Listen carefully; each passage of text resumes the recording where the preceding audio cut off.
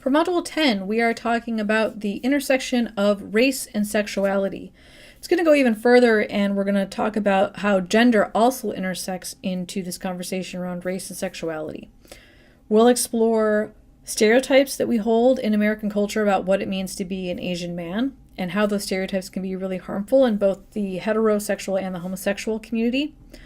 We'll also talk about how sexual desires or behaviors or romantic interests can feel very innate or natural, but we'll learn how they're actually the result of social constructions, the result of white supremacy, and that a lot of our desires and sexual interests are viewed and experienced through that structural racist lens.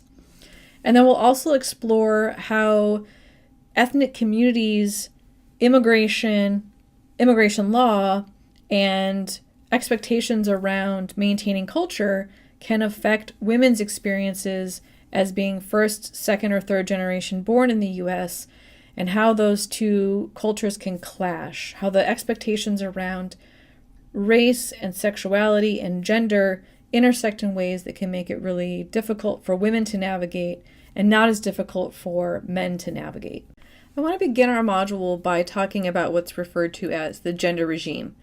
This is essentially a system of social constructions that really create all sorts of dichotomies around biological sex, our gender identity, and our sexuality. I want to start by breaking down what these different categories or identity factors are so that we can understand how they also interrelate and can interact in really interesting ways. First, we have sex as the noun. So the thing that we are versus the verb, which is an action.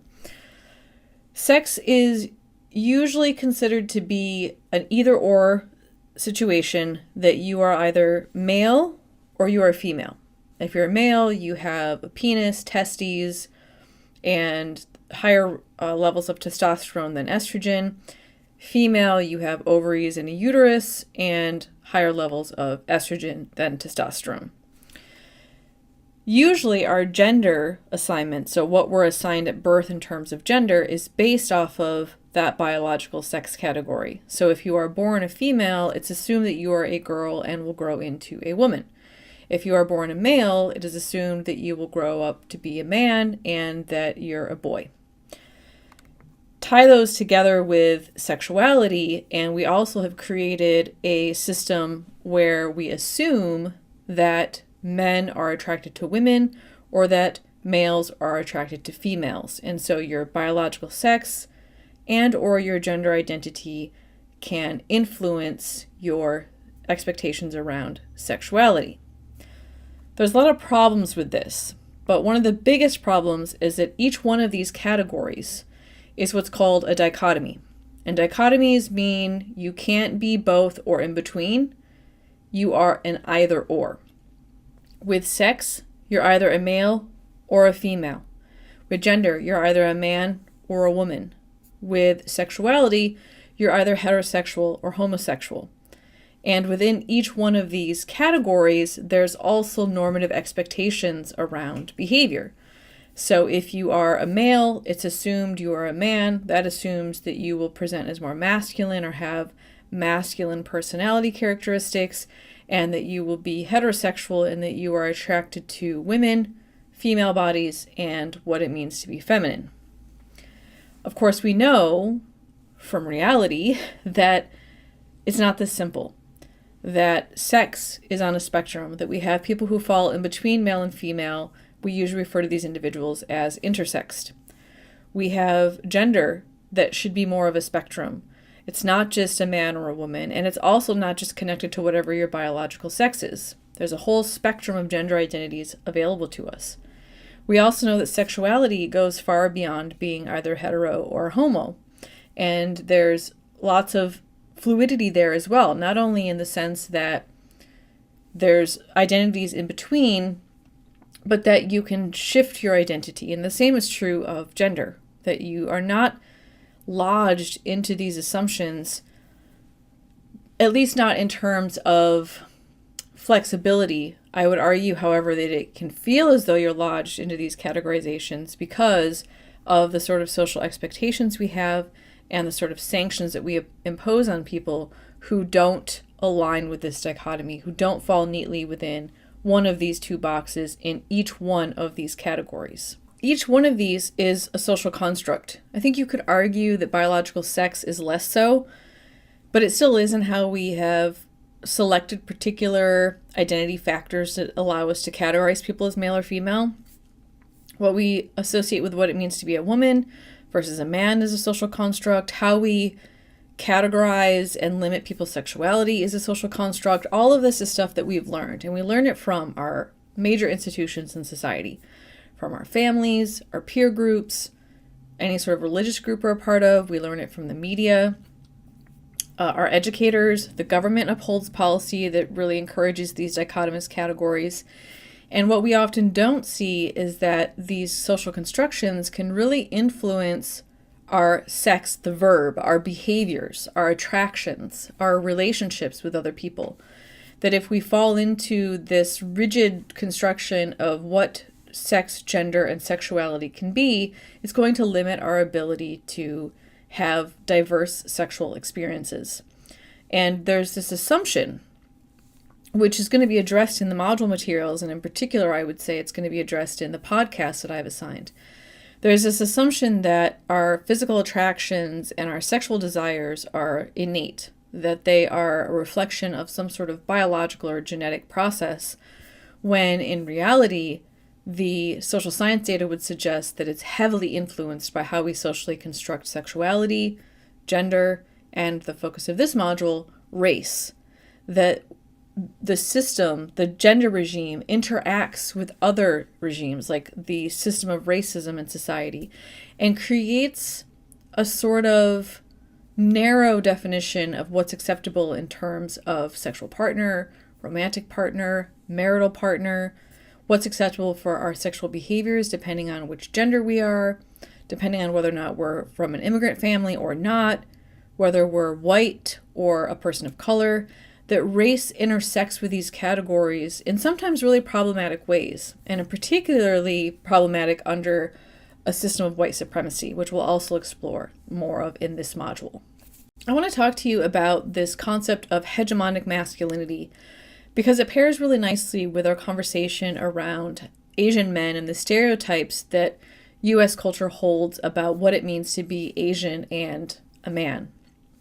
And I'm using this term hegemonic because hegemony is a particular type of social control. Hegemony occurs when you get consent through culture. So the idea is that you have indoctrinated people within the culture so well that they don't even recognize that they're being limited by the social construction. They don't recognize that they're being controlled by these cultural expectations.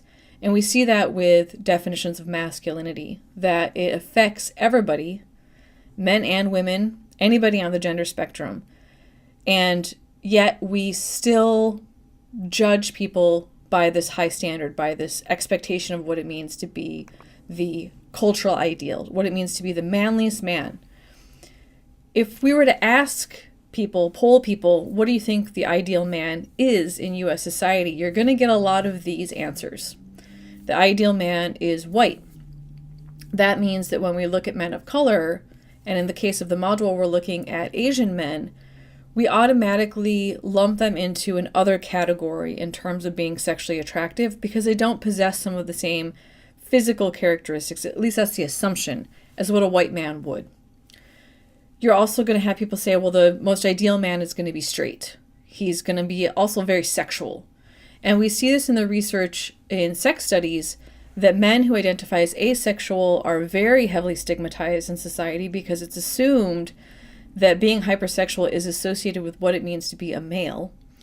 And we also know that there is homophobia that makes it so that men who identify as gay are considered to be less manly because that contradicts the hegemonic definition of what it means to be a man, that hegemonic masculinity. You're also going to have particular body features that are considered to be ideal. So something like being tall or having hair. And there's also a spectrum even in terms of hairiness, right? That there's the like rugged lumberjack definition with the beard and the chest hair. And then there's also the kind of like hipster, well-groomed, right? Manscaped, I think is the term that's socially acceptable. And then being physically strong. So having muscles, being large. I would argue that being too large might not be as attractive, but I think usually the bigger the better in terms of masculinity, especially by US standards. And then there's all these like personality characteristics that are really important to being a man and presenting masculine aspects of who you are, that include things like competitiveness, aggression, being unemotional, being stoic or quiet, being intellectual but not necessarily making that really obvious. If you're too intellectual, then you're nerdy, and then that's not desirable. So when I think of like what's the most appropriate picture of the perfect hegemonic male, I think of Gaston from Beauty and the Beast. Now you contrast him with his friend, who ironically I don't even know his name because he's that insignificant in the film. You have the hyper-masculine, hegemonic masculine version that is Gaston, and then his friend, which is basically the complete opposite. And we see that in the film, of course, that Gaston is heavily sought after. All the ladies swoon over him, except Belle, of course. But he has all those characteristics that are considered desirable by mainstream culture. It's not surprising that a lot of these features are also deeply associated with what it means to be a white man, specifically. That white men are often taller, they're often have more body hair, their frames allow for more muscle mass, or they're stronger. Certainly there's a lot of competitiveness that's encouraged amongst white boys growing up, and certainly in fields like business, where white men really dominate, that competitiveness is undeniable. These aren't accidents that the ideals align with what it also means to be a white man in society. That becomes really important when we start looking at racial minorities and how they present masculinity in a culture that will automatically put them in a hierarchy, lower on the hierarchy, simply because they can't live up to what's considered the white ideal.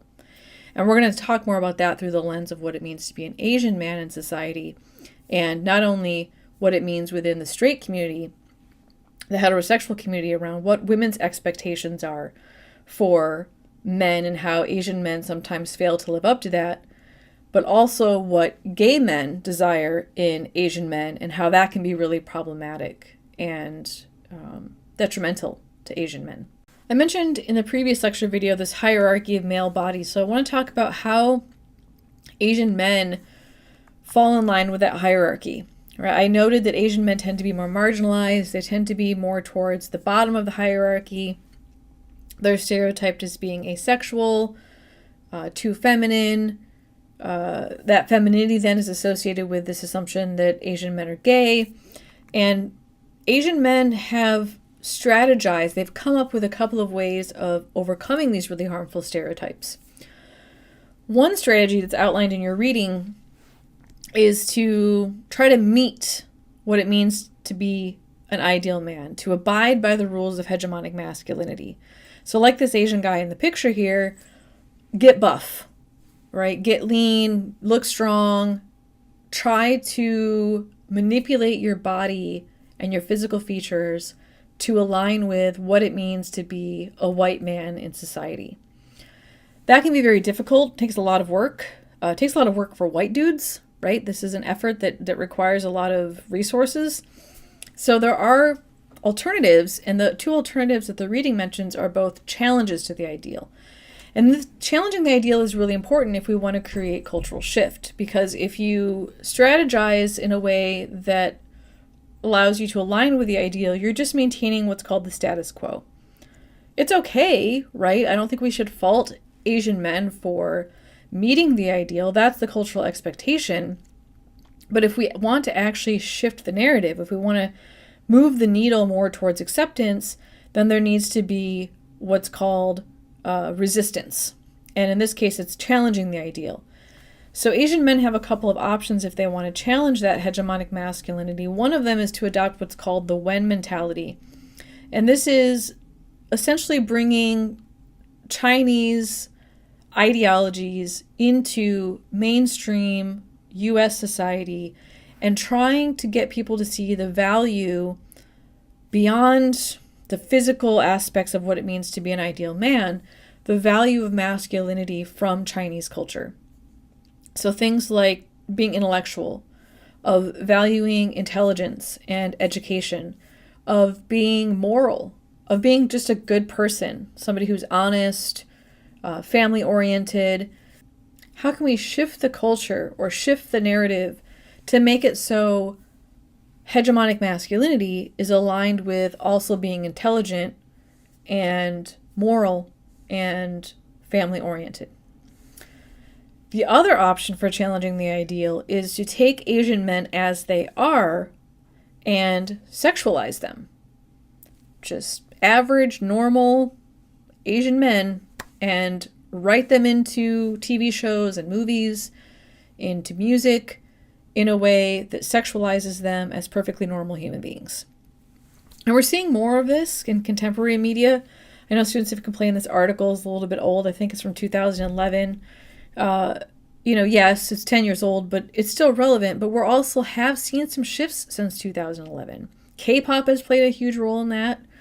The Glenn's character in The Walking Dead, another example of an Asian man who's just normal, but yet sexual and a romantic interest of a white girl on top of that. So we have opportunities to just take Asian men and sexualize them. It is U.S. culture that created these stereotypes to begin with. That means we can do away with them, that we can implement new definitions of what it means to be an Asian man who is sexual and create images and discourse that better reflect who Asian men actually are. There are stereotypes that both the heterosexual and the homosexual community holds about what it means to be a sexualized or sexual Asian man. In the hetero community, the stereotypes look a little bit different than in the homosexual community. Amongst heteros, so this is usually women who are stereotyping Asian men as potential sexual beings or potential romantic partners, there's this assumption that Asian men are asexual, that they are, I'm going to skip down to the bottom one, they're very studious, they're distracted by their schoolwork or their paid labor that makes them really nerdy, and then therefore they don't have sex drive or they don't have interest in sex with women.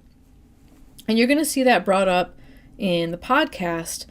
One of the women who are interviewed says that she had this Asian guy who was hitting on her and she was confused by it because it didn't make sense to her that an Asian guy would be interested in her sexually, because she held the stereotype that Asian men are asexual.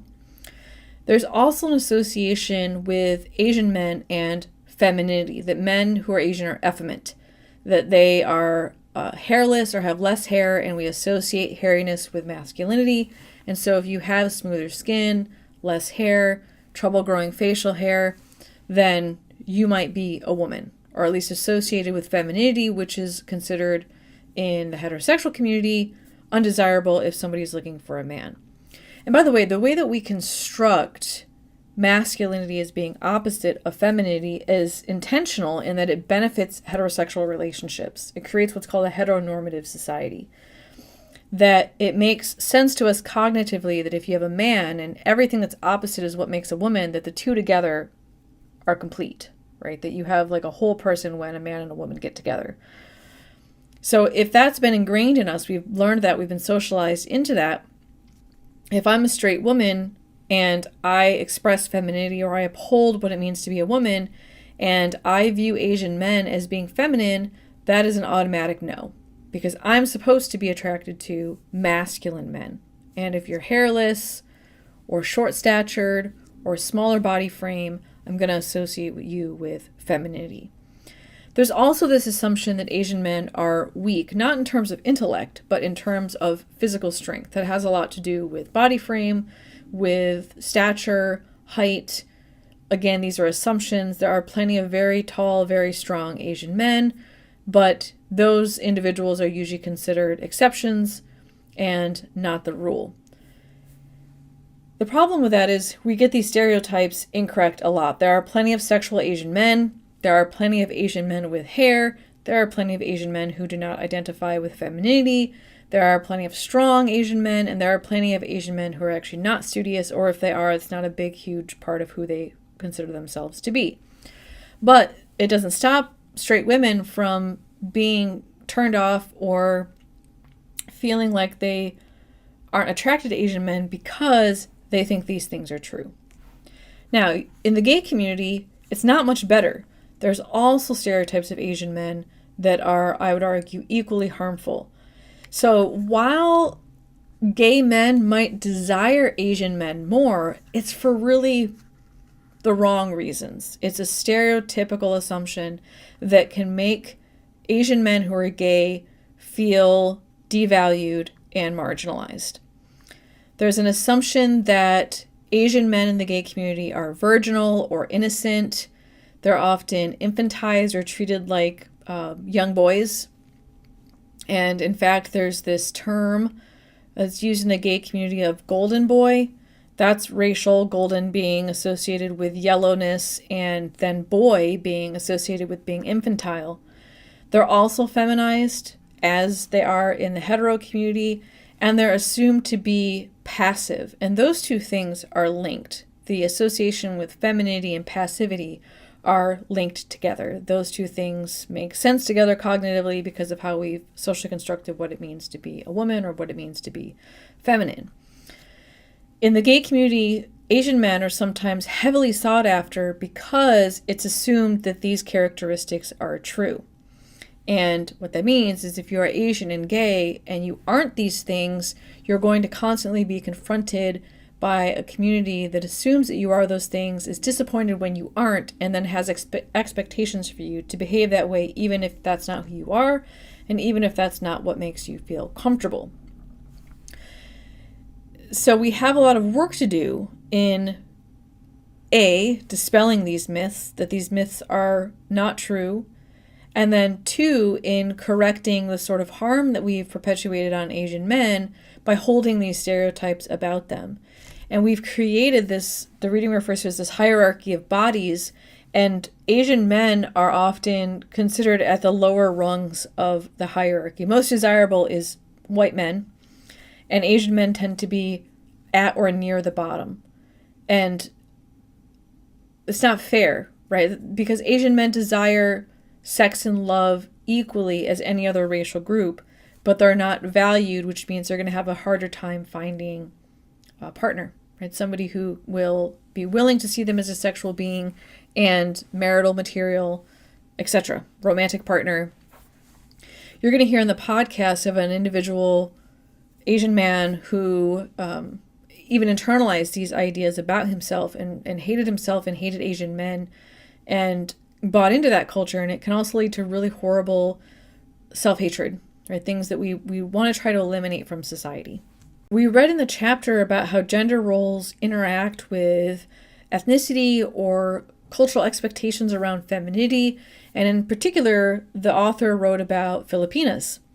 And what her research discovered was that within Filipino communities, and in particular immigrant communities, so families that are recently migrated to the United States, that they have these assumptions that their daughters are going to put their families and their education first. So you're not going to date, you're not going to pursue a partner, you're not even going to think about romance or sex, just get through school, help take care of your siblings, help out your parents around the house, and then when you got all that done, you can get married.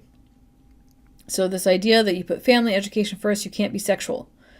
It's also assumed that Filipinos will be the ones who instill culture in their children. So it's their responsibility to maintain the rituals, to maintain all that heritage stuff we learned about. So food, holiday traditions, clothing traditions, music traditions or media traditions, language, all those elements of culture that are a part of ethnicity, it's put on the women of the family to instill that in future generations.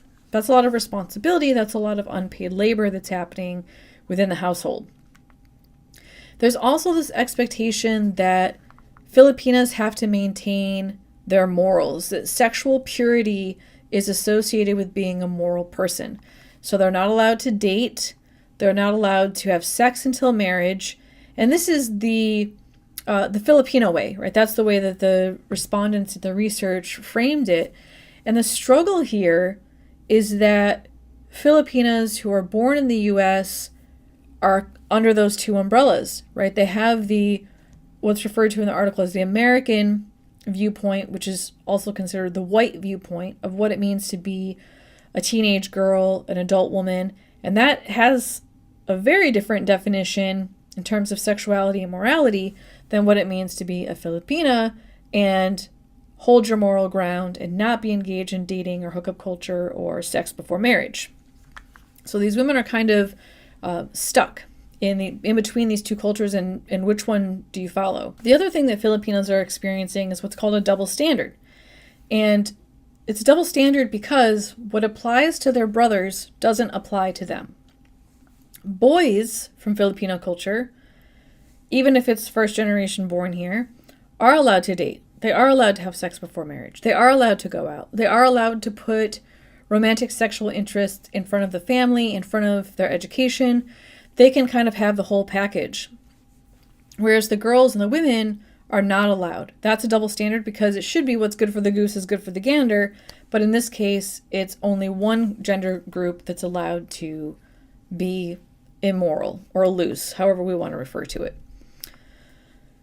The other thing is that these Filipinas face this what's called good girl, bad girl dichotomy. That if you aren't moral, if you don't put family and education first, you are sanctioned. You are considered to be a bad girl and you're going against your parents' wishes.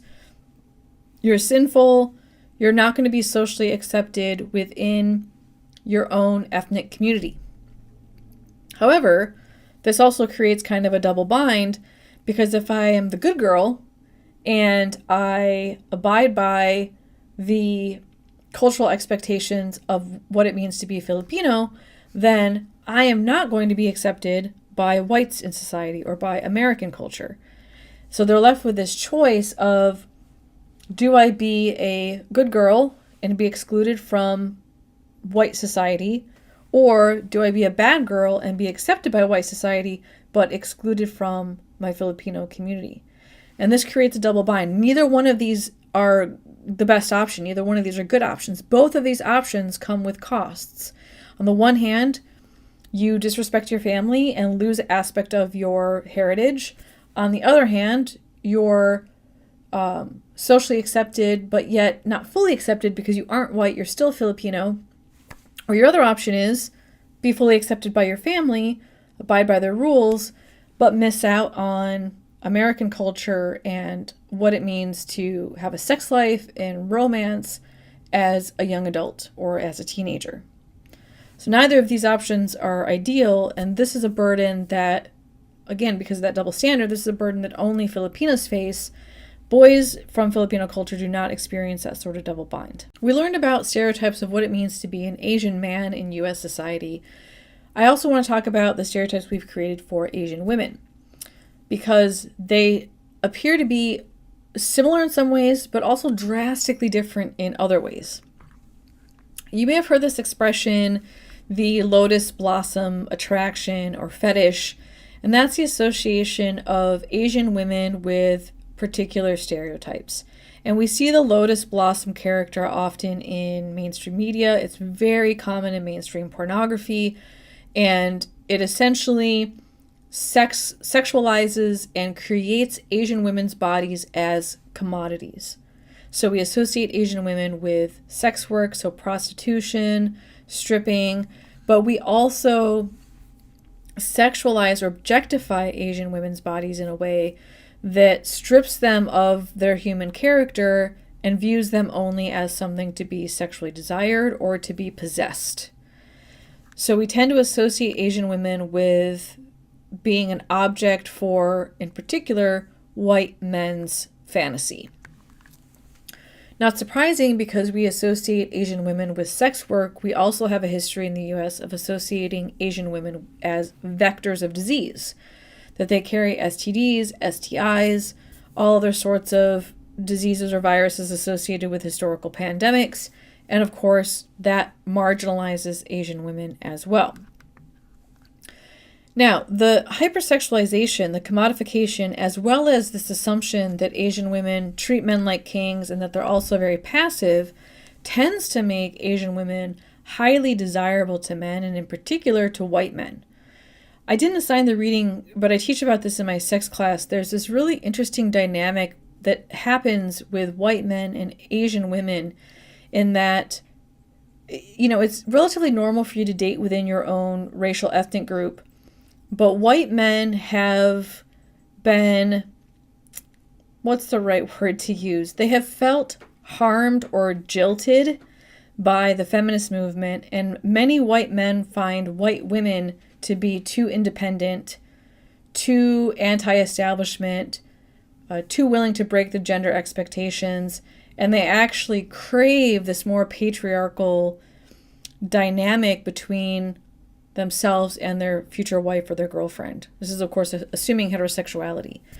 And this makes Asian women really desirable because they're stereotyped as being the more ideal woman, that they're more passive, that they will serve their husband, they'll treat him like a king, they'll do what he says and align with him, wait on him, clean his house, take care of his children. And that makes Asian women desirable because deep down inside, that's what white men still want from white women, but can't get it because white women have been liberated.